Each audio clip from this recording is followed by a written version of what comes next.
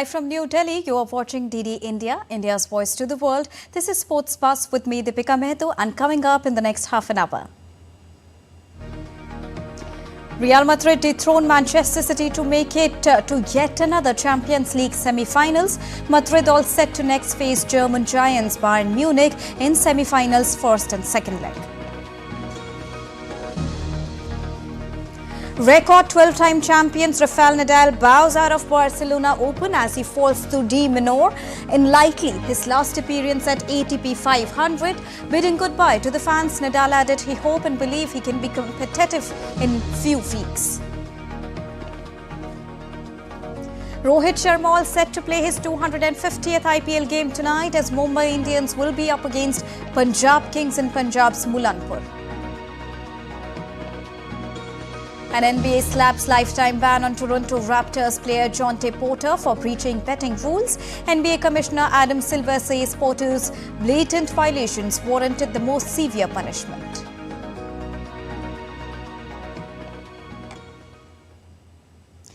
Antonio Rudiger scored the decisive penalty as Real Madrid beat holders Manchester City in an edge-of-your-seat 4-3 shootout victory to reach the semi-finals of the Champions League after the teams were locked at 4-4 on aggregate following extra time. City's Bernardo Silva and Mateo Kovacic both misfired in the shootout to put Madrid in the driving seat, and Rudiger slotted their final effort past keeper Ederson to extinguish City's dreams of a second straight treble. An absorbing encounter had finished on 1-1 on the night after Kevin De Bruyne's second half effort had cancelled out Rodrigo's opener for Madrid, who sealed a semi-final berth against Bayern Munich. First of all, congratulations to Real Madrid to reach the semi-finals. They defend so deep with incredible solidarity. So we did everything. I don't have absolutely any regret about what we have done. So always we try as a managers and so create more and concede less in every single game because we believe that that helps to be close to win, and we did everything. So defensively, offensively, they make a good goal. So. 1, 2, 3 or 4 transition, but it is normal in that level and the quality they have. But we play exceptional in all departments, in everything, and unfortunately we could not win, so that's what it is. Bayern Munich's Joshua Kimmich powered in a header to give them a 1-0 victory over toothless Arsenal and sent them through to the Champions League semi-finals for the first time in 4 years with a 3-2 aggregate victory. Germany international Kimmich timed his one into the box perfectly to connect with the Rafael Guerreiro cross and put Bayern, who had earlier hit the footwork twice, from a double chance in the driving seat following a 2-2 first leg draw. The Bavarians will next face Real Madrid in the last 4, while outgoing Bayern boss Thomas Tuchel became the first German coach to reach the last 4 with 3 different teams. I think the first half for me was more of a chess game where nobody wanted to sacrifice a figure on the board. Nobody wanted to make the first move and open a bit of a gap. So it was hard for us to find moments of acceleration. When we found it, it looked difficult. It looked dangerous. Arsenal found some moments of acceleration and looked straight away more dangerous. The second half, we demanded and encouraged our team to show more personality, to take a little bit more risk, to shorten the distances, play more over the shoulders and not just the obvious pass. And yeah, don't forget, it's a home match. It gives you also this slight advantage to have the second match at home. I'm really proud of the players, how they stood up and the way they tried to play, what they tried to do, especially in the first half. And then it was a game that you could see an error, an individual magic moment. It was going to decide the tie. The margins are so small, and yeah, we didn't defend well at all our box in that action, and we end up after throwing everything and trying everything, not having enough to score a goal and have an option to go through the tie. Credit to the opponent as well. You know, it's very difficult to break opponents down, especially when they play the manner that they play, which they never do. But we had our moments, especially in the first half. So Bayern Munich will play Real Madrid and Borussia Dortmund will face Paris Saint-Germain in the Champions League semi-finals. And it comes after the remaining English clubs were knocked out of the competition. DD India's Ollie Barrett reports from London. An awful night for English clubs in the Champions League. Pep Guardiola, the City manager, insisting he has no regrets. Manchester City dominating the game on the night but couldn't find the extra goal they needed and then losing in that penalty shootout. Manchester City now turn their focus to the FA Cup semi-final this weekend against Chelsea, and that could well be a potentially very difficult game given the exhaustion that some of their players will be feeling after that long game with extra time and then penalties against Madrid. Their hopes of a treble are over. They still have the hope of a possible domestic double, but as I say, that's potentially going to be tricky for them given the level of exhaustion that some of those players might be feeling. Arsenal, for their part, losing out to the experienced Bayern Munich. Harry Kane, the former Spurs player, absolutely delighted. For him, he keeps his hopes of silverware, major silverware for the first time in his career, alive with that win. He left Tottenham Hotspur looking for silverware, and this competition represents the only hope this season that he has left for that. Arsenal were looking for their first Champions League semi-final spot since 2009. It wasn't to be. Mikel Arteta, the manager, saying that his players and staff now need love and support. In terms of the semi-final draw, Bayern Munich against Real Madrid, one of the classic European ties. Many people will have Real Madrid down as favourites in that game to go through to yet another final for Madrid. Borussia Dortmund against PSG. Difficult to call, but many people will have PSG as favourites, especially if their superstar Kylian Mbappe plays well over those two ties. One of the many reasons the English sides are so disappointed to go out at this stage is that the final of the Champions League this season is at Wembley Stadium here in London on June the 1st, and those English sides would have liked very much to have been there with the ability for so many home fans to make the journey to that stadium. The other reason that the results in the Champions League are difficult for English football is that it all affects that so-called coefficient, which works out how many Champions League spots each league qualifies for next year. The English Premier League has 4 spots at the moment, but the potential for a 5th if its sides do well in European competition. And those two results for Arsenal and Manchester City deal those hopes for a 5th Champions League spot next year a major blow. Ollie Barrett in London reporting for DD India. The quarter-final stage of the UEFA Champions League 2023-24 season have concluded and 8 teams have been filtered to 4 now.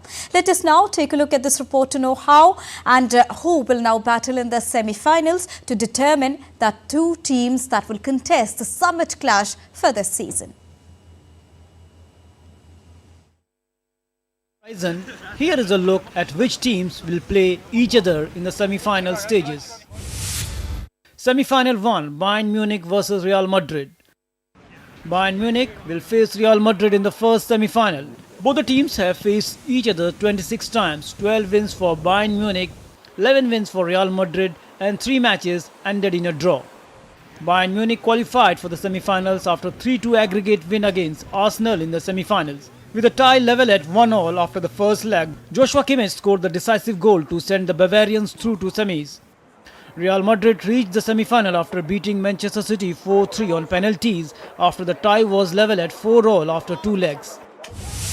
Semi-final 2, Borussia Dortmund versus Paris Saint-Germain. Borussia Dortmund will face Paris Saint-Germain in the second semi-final. Both the teams have faced each other 4 times in the competition, out of which PSG has won 2 and Dortmund has won 1, with 1 match finishing in a draw. PSG qualified for the semi-finals with a 6-4 aggregate win against Barcelona. The French team lost the first leg by a 2-3 margin but notched a 4-1 win in the second leg to qualify. Dortmund booked its semis tickets after a 5-4 aggregate win against Atletico Madrid. Dortmund lost 2-1 in the first leg but beat Atletico Madrid 4-2 in the return fixture to punch its ticket for semis. Narayan Singh's report for DD India.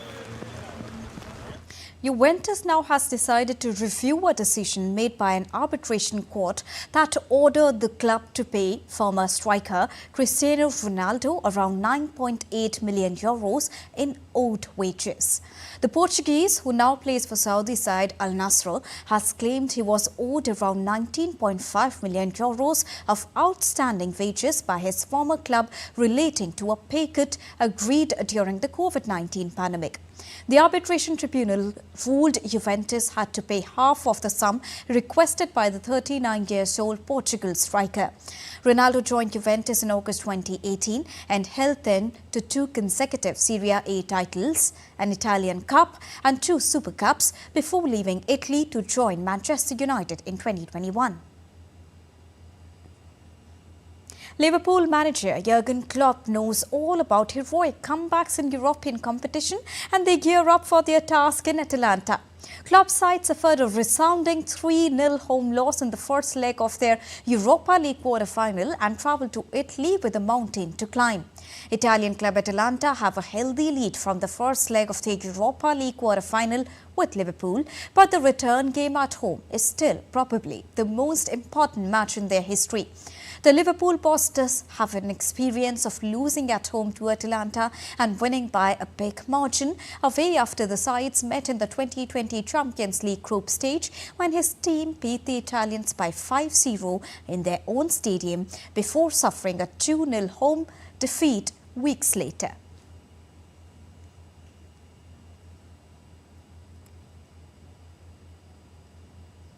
If we fail, then let's fail in the most beautiful way, and that's exactly how I see it again. But I said it already, we want to win the game, and then if we want to win the game, we should better play good.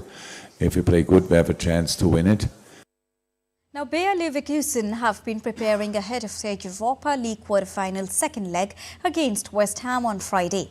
The freshly crowned German champions are full of confidence for Thursday night's clash in London following their 5-0 thrashing of Wolfsburg at the weekend. The victory also secured their first ever Bundesliga title and ended Bayern Munich's 11 years reign. Xabi Alonso's side will also take a 2-goal advantage into the return leg, having beaten the Hammers 2-0 on home soil. Leverkusen are currently on a 43-match unbeaten run across all competitions. Till this moment, the team, the players, they have given me no reasons to doubt about them because of their commitment, because of the concentration, the mentality that they have had. For sure we are going to be ready. If we don't go through, it's not going to be because we don't have the mentality, it's because football can happen. But I have all the confidence. We come in a humble way, but in a very confident way to play go and to go through. We had the experience last year of reaching the semi-final, and we want to go even further this year. Now at the AFC Asia Cup tonight, Qatar will once again go all out to secure 3 points on Thursday when they face Jordan in their second Group A encounter at the AFC Under-23 Asian Cup in Qatar. Following their 2-0 victory against Indonesia on Monday in the opening match, a second consecutive success at the Jassim bin Hamad Stadium will see the hosts become the first side to seal their place in the knockout stage and their third appearance in the last 8 as well.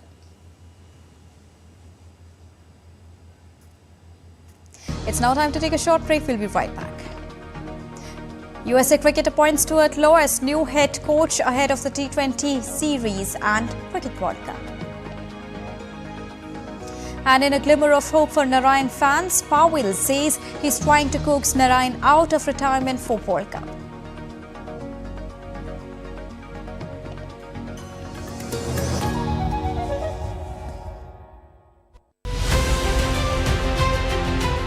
Tracking the first phase of general elections, Team Poll Pulse has reached India's northeast in Assam.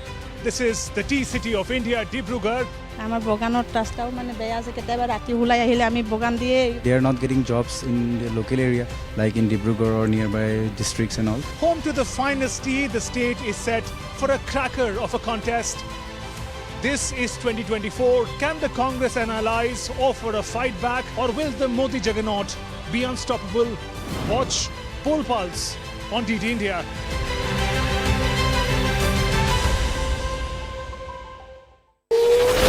Will the Israel-Iran conflict blow up into a full-blown war in West Asia or the Middle East? Who killed the world's largest anaconda barely days after it was first discovered? Watch Connecting the Dots every Friday at 8 p.m. IST or 14:30 GMT on DD India.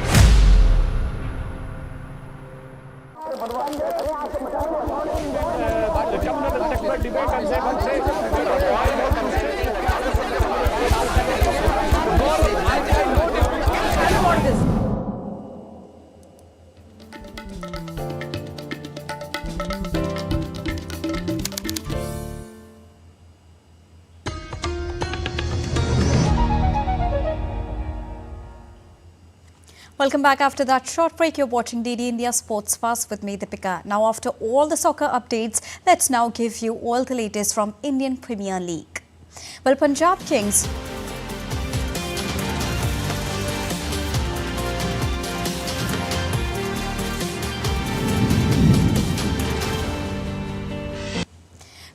Kings will take on Mumbai Indians in the Indian Premier League match in Mulanpur on Thursday. Both the teams are currently sitting at the bottom half of the points table and will look forward to improve their rankings. Punjab Kings have shown improvements in their bowling department in recent games, but their batting remains a major concern. Meanwhile, Mumbai Indians faced a setback despite Rohit Sharma's remarkable century in their recent encounter against Chennai Super Kings. A victory in the upcoming match would not only uplift Mumbai's spirits but also propel them past Punjab to claim 7th position on the points table. This is also Mumbai Indian batter Rohit Sharma's 250th IPL match tonight. In the latest encounter, Delhi Capitals thrashed Gujarat Titans by 6 wickets in a lopsided IPL match in Ahmedabad on Wednesday. Capitals won the toss and opted to field. They bowled out former champions Gujarat Titans for a paltry 89 and they reached the target by scoring 92 for a loss of 4 wickets in 8.5 overs. Jake Fraser, Shai Hope and Rishabh Pant all played cameos to take the team home.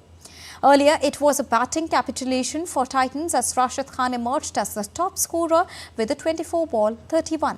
Sai Sudarshan and Rahul Tewatia were the only other batters to reach double figures. This is Titans' lowest total in IPL, surpassing the previous lowest score of 125 that also came against Delhi Capitals in Ahmedabad last year. In latest development and a blow to IPL team Chennai Super Kings, Devon Conway has been now ruled out of the IPL 2024 remaining season due to an injury. The Kiwi opener suffered a fracture on his left thumb and was expected to make his comeback in the second half of the Indian Premier League. However, the injury turned out to be a serious one and as a result, Devon Conway was released out of the tournament. CSK have now signed England pacer Richard Gleeson for his base price of 50 lakh Indian rupees.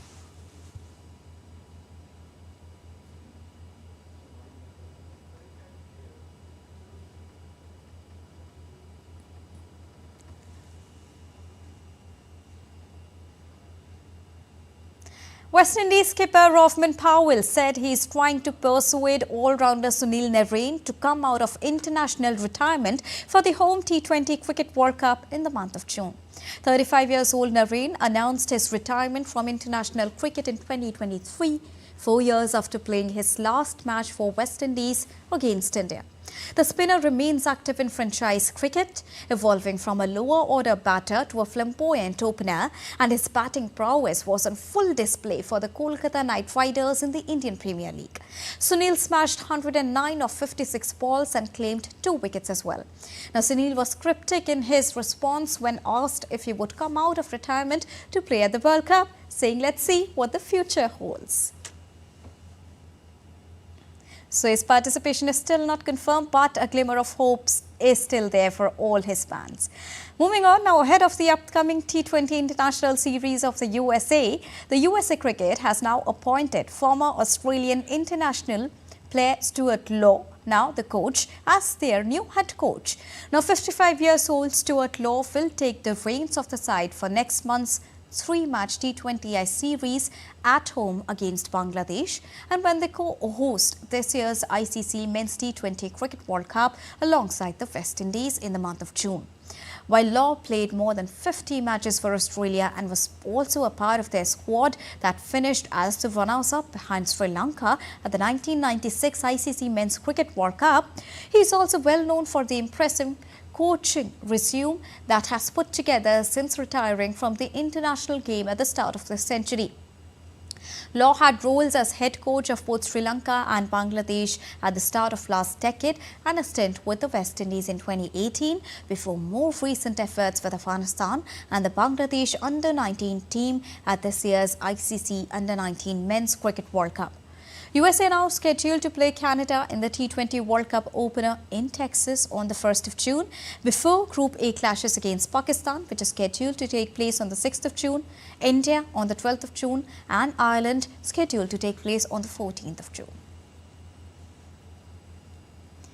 Moving on, now let's get you the latest from chess. At the ongoing Candidates 2024 chess tournament, Ian Nepomuceni defeated Vidit Gujarati to leap into his sole lead after round 11 of the ongoing Candidates tournament. The Russian thus assumes the sole lead of the contest, followed by Gukesh and Hikaru Nakamura, who are both half a point behind. On the other hand, R. Pragnananda lost his round 11 clash to world number 3 Hikaru Nakamura.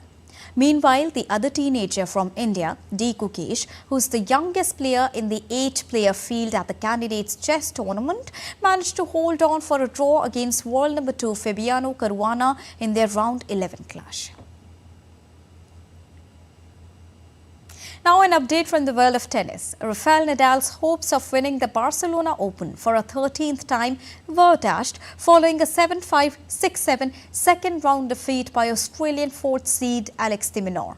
The Spaniard was playing his first tournament since January and had made a winning return with his first-round victory over Flavio Cobolli, but the 37-year-old was no match for the infirm de Minaur. After being beaten on the court, which is named after him, the Spaniard was given a standing ovation as he made his exit. The Spaniard's aim is now to arrive at Roland Garros, where he has triumphed a record 14 times in peak condition. And I feel myself that if I am able to keep practicing days on the tour and I am able to if my body allows me to spend hours on court and have the practices the way that I need, I hope to be competitive. That's the truth, and I hope and I really believe I can be competitive in a few weeks. So let's see. You know, that's the way that I need to proceed today. And my final goal is myself to give me a chance to be ready at least to compete in Roland Garros. I don't hide that because in my tennis career I was able to play every single tournament at my highest level, trying to win tournaments, and I am not able to do it today. But I hope to be ready in a few weeks, and I'm going to try hard. Now, in zero tolerance towards breaching of rules, the NBA has handed over a lifetime ban to Jontay Porter after he was found and he disclosed the confidential information to sports bettors and bet on games. Porter, who was a two-way player for the Toronto Raptors, is the second person to be banned from the league by Commissioner Adam Silver for violating league rules. The other was now former Los Angeles Clippers owner Donald Sterling back in the year 2014. The league also determined that Porter, the brother of Denver Nuggets forward Michael Porter Jr., placed at least 13 bets on NBA games using someone else's betting account. The bets range from $15 to $22,000. The total wagered was $54,094 and generated a payout of $76,059 on net winnings of $21,965. Porter is now believed to be the first NBA player booted for gambling since Jack Molinas of the Fort Wayne Pistons, who was taken off the Hartford in 1954 for allegedly betting on the games.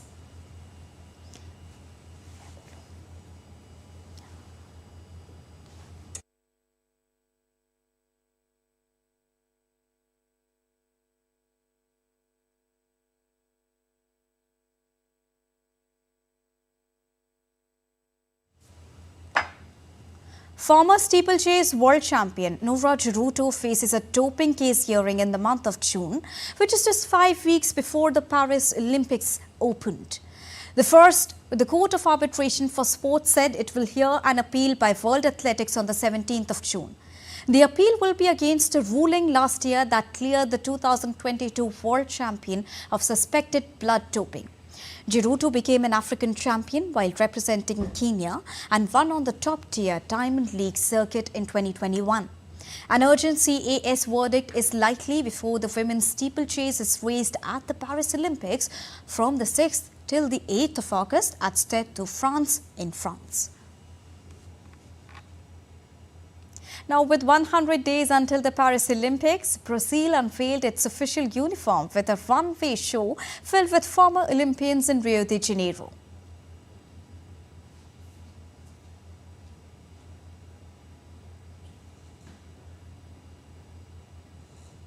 And with that, it's a wrap on this edition of DD India Sports Buzz. For those of you on the go, you can get all the latest news and updates on the DD India mobile app.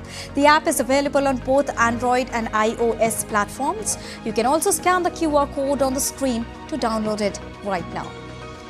Let us know your thoughts on the news of the day. You can connect with us on Facebook, X and Instagram. You can also check our website ddindia.co.in. We'll be right back with more news as it breaks here on DD India. I am Deepika Mehto, and from all of us here in New Delhi, thank you so much for watching DD India Sports Buzz. Namaskar.